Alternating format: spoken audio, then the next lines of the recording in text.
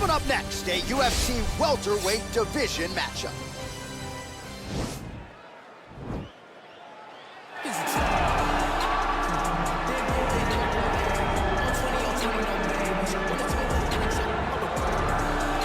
Well, enjoy him while he's here, folks, because you never know if this will be the last time we see Nate Diaz in the UFC with a fan base really as big as any fighter in the sport.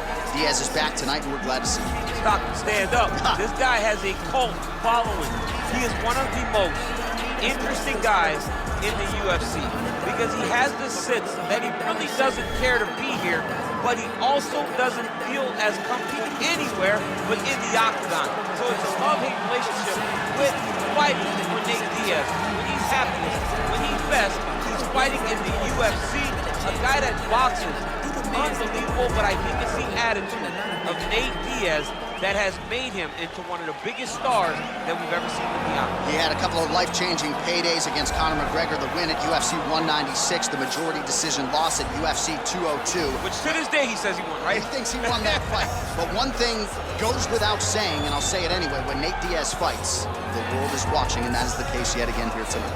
All right, so here he is, one of the better offensive takedown guys we have in the UFC, DC, and if anyone is well-equipped to speak to this, it is you. The opponent knows what's coming. At least to this point in the UFC, no one's been able to stop him. He just has to keep him away, because the moment this guy gets close enough to either grab a leg or make body contact, now you're in trouble. He has a knowledge and an understanding of position from a lifetime of just all grappling, judo, wrestling, sambo. He does it all, and he has just so many ways to get you to the floor.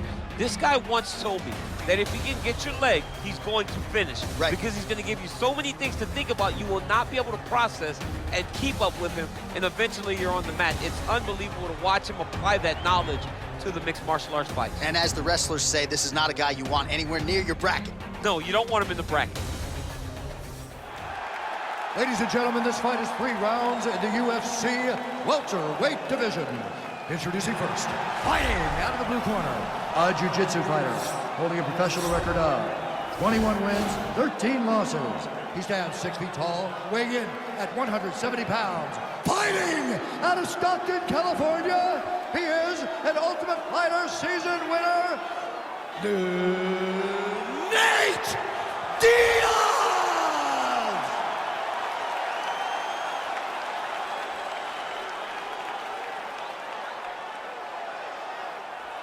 And now introducing his opponent, fighting out of the red corner. This man is a freestyle fighter, making his professional debut here tonight. He stands 5 feet 10 inches tall, weighing in at 170 pounds. Fighting out of Milwaukee, Wisconsin, the Nightmare. And when the action begins, our referee in charge of the octagon is Eve Levine. The veteran Eve Levine draws the assignment here. You ready?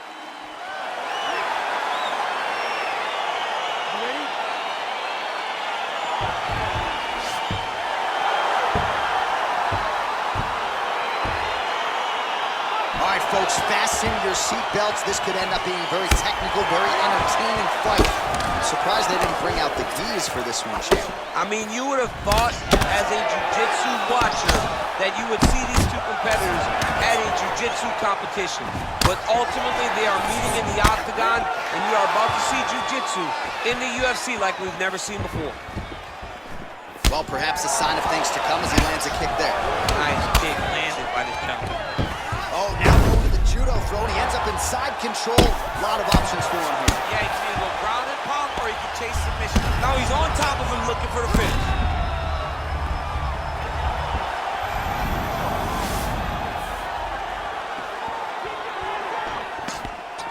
Really making good use of his reach advantage there with that punch.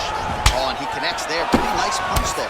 Great job finding the range to land those punches. Game of inches right there, boy. Wow. It was a good night if that landed. So once again, leaning on that long reach as he counters effectively with a jab to the head. Oh, single collar tie here. All right, the fighters are fighting out of the clinch here, and now we go to the ground. Beautiful trip there to get the takedown. Sweep the leg, Johnny. Oh, John. One guy's always paying attention. the other guy's going to take a point. Take a point like they did to your boy Johnny, and you lose the All-Valley Championship for disrespecting a guy like that with that sweep.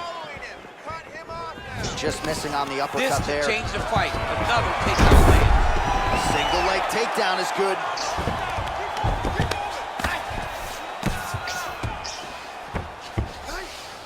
Just over 3 minutes to go. Pretty good ground and pound by him here. He told us on Thursday he needed to be more effective in these situations. Certainly effective tonight. Many people have gone over. Fighting out of the clinch here, and not for long. Nice trip to get the takedown. Yeah, sometimes, John, you have a guy that is just so versatile, and they can do these takedowns in so many ways. You saw that on full display right there with that trip. All right, side control now, DC. You know he's in his element on the ground. A lot of tricks up his sleeve. A lot of tricks.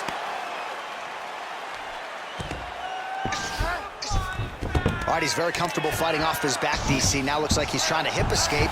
Yeah, he's trying to hip escape or maybe look for a Kimura here. Big powerful punch land. Huge elbow there. Oh, he got him hurt. He's got him hurt here.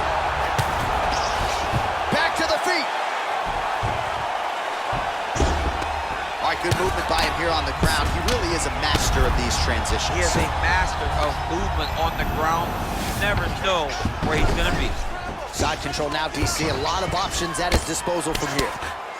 Oh, big combination of ground and pound strikes here, DC. This could be the beginning of the end. I mean, you got to be very careful when you take these big ground and pound strikes.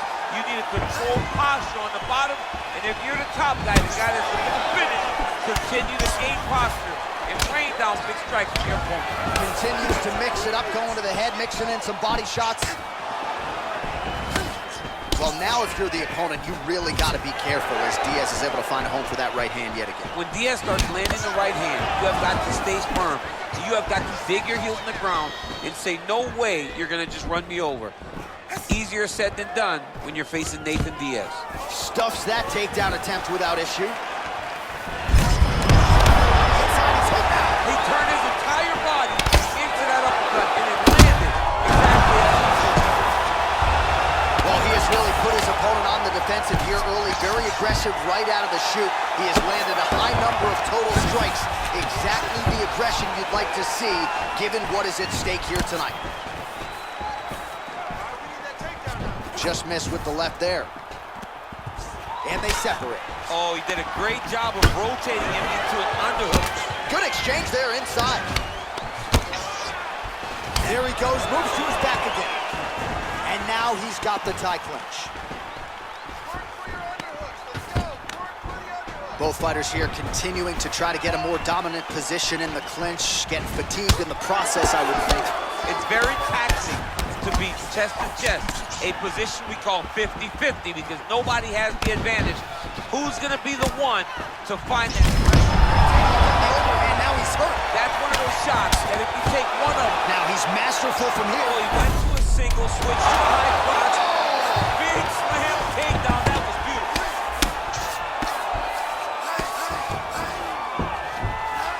5 minutes in the books. Which to choose, but his success in that round certainly rooted in his offensive takedown game. And that's what he does, right? He's a grinder. He's the type of guy that wants to get a hold of you, drag you to the floor. It doesn't bother him that much if you get back to your feet. He just wants to continue to make you work the entire time because he understands this type of grind, most guys can't keep up with. Nice job out there. He's exhausted. Your ground control is unstoppable. Whatever you want to do down there, you can do. Be careful on the feet. Let's get in close. Are you ready? You ready? Here we are, early round two. Oh, beautiful jab by him there, really taking advantage of what is an obvious edge and reach. Well, he hasn't really showed any signs of slowing down tonight. He continues to connect on a high volume of strikes here. Big punch land. Ooh. Nice combination there from Nate Diaz. We'll see if now the transition to the judo throw right into side control where he will have no shortage of options. Diaz's lower jaw does not look good. I don't think it's broken, but starting to show some obvious signs of swelling. Well, anytime you are in a ground fighting situation with this fighter, you're potentially playing with fire.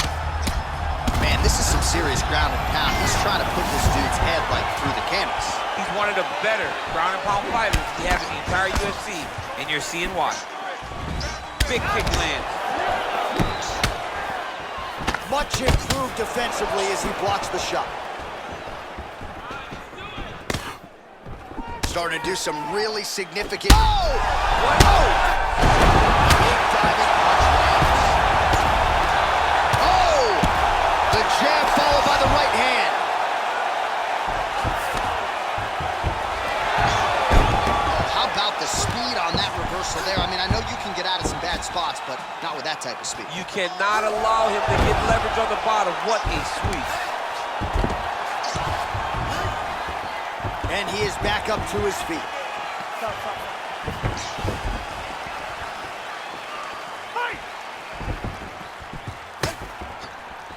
He's looking to land the right, just out of range. And he connects with a punch there. We'll see if he can follow it up. He's landed that punch over and over again. What's he gonna do to follow up? Good jab. All right, single collar tie now. Oh! He's in trouble. He's in bad. Holy smoke! What a sweep! Every time these guys come together, man, you just hear the punches and everything landing. Both very powerful, very explosive. Bottom fighter trying to control posture, unable to do so. And now he's in a lot of danger. He's got to grab that head or he's going to get blasted. Diaz has got his arm under the chin, going for a guillotine now.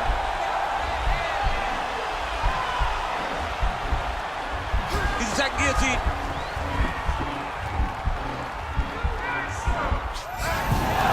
Nicely done. Well, you know, I don't like the gi very much, but I have an appreciation and a healthy one for these type of transitions. You can tell he's been in a gi at some point in his life with the way that he moves so freely. I'm skipping jiu-jitsu next week, too.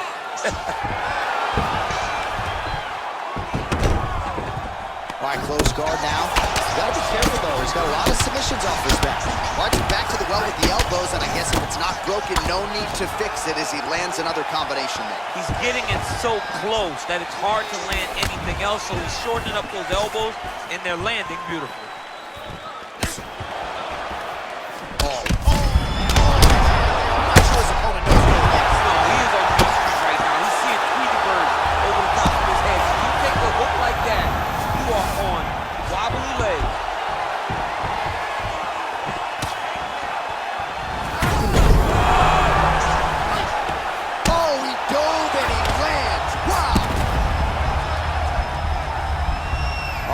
Continues to manhandle him here on the ground. Now maybe trying to get to a choke position here, DC.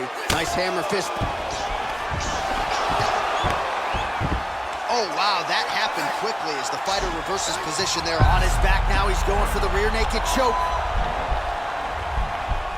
He is doing a really good job of relaxing, not panicking because he's getting choked. Oh, he might have got him with the choke.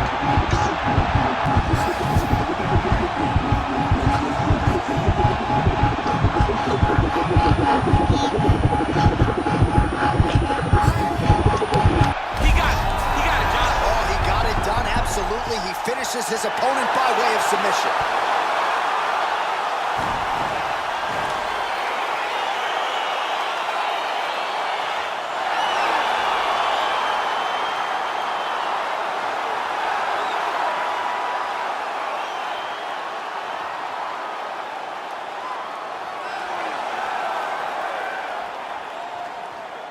All right, let's take a look back at the replay as he gets it done by submission tonight, champ. I mean, you know, this guy has such a great submission game that you cannot lay in his guard. He's so skilled, he's so tricky, and he's so good at weaving a web that gets you lost in it that he made him pay for it tonight and got the submission victory.